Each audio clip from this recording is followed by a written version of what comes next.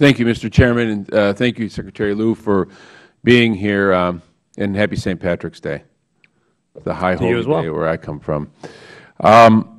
First, before I get to my question, I just want to reiterate something that I know I've raised with you and your staff regarding many communities, particularly in my state and particularly in the district I represent, that have been hit so hard over the last several decades that they have markets that are essentially not functioning because of the overhang of abandoned, empty, dilapidated structures for which there is no market and for which there is no market basis to come and take those properties down. There isn't anybody who will come in and take them out because there is no use for the property. And you have been quite willing in working with us through the TARP program, through hardest hit dollars, as you said earlier in the hearing today, to tailor the use of those dollars for the particular needs of these communities that have been, really struggling to kind of get their markets reset. And so I mention that only because obviously we have a bigger problem yet to solve. What we've been able to do with hardest hit has been very significant, and I would just like to ask that we continue to work together to try to find solutions to that particular problem. Well, Congressman, I'm very proud of the work that we've been able to help the City of Detroit do in that regard. I think it's been very significant in the city's whole recovery plan, and have remained in touch, as you know, with the mayor to be of assistance and provide advice. And I know we've had some discussions about HAMP. Hopefully we can continue those discussions. There might be a way to kind of get there as well. Well, I wish I could be optimistic, but we're looking to see what we can do, and would like to see the City of Detroit be able to continue to remove dilapidated housing. It's had a hugely important effect. I appreciate that. I know there's also been some conversation, and I have a question for you on currency issues. Coming from the auto sector and coming from communities that were so much a part of the development of the automotive industry, currency manipulation, particularly by Japan and other countries, results in us exporting our demand. And when we export demand, we export jobs. My hometown of Flint has gone from a high of 79,000 people working in the auto industry to about 10,000 now, and that's over just a period of a few decades, which kind of relates to the incredible problems that we face in trying to reset our markets.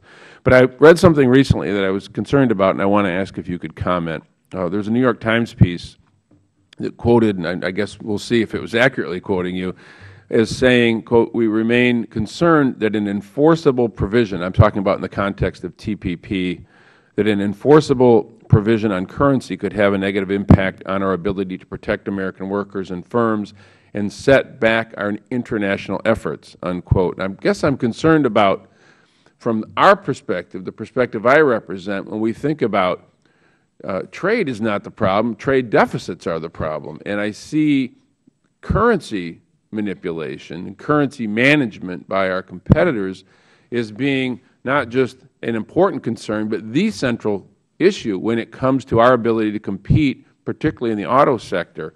I wonder if you could comment, because it would seem to me that getting a deal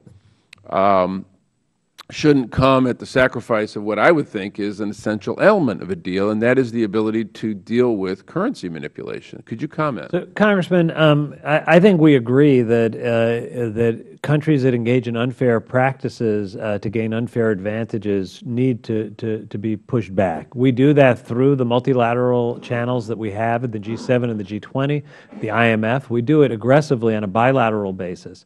I think that if you look at a trade agreement and whether it should be an enforceable discipline in a trade agreement is a different question.